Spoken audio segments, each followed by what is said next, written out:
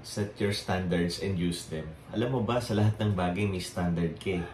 Mula sa pagtutoothbrush hanggang sa pagpili ng kaibigan, pagpili ng relationship ng minamahal, hanggang sa pagpasok mo sa trabaho, yung pagiging mild-temperedness mo or magagalitin mo, lahat yan may standard ka. Kung paano ka magagalit, paano ka may in love, kung paano ka mag-aral, kung paano ka makitungo sa ibang tao, lahat yan may standard ka. So, ang gusto kong gawin mo, set your standard and use them.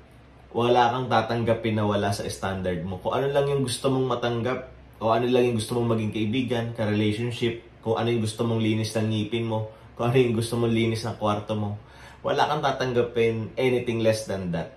So, set your standard high na para piliin mo lahat na maganda. Thank you.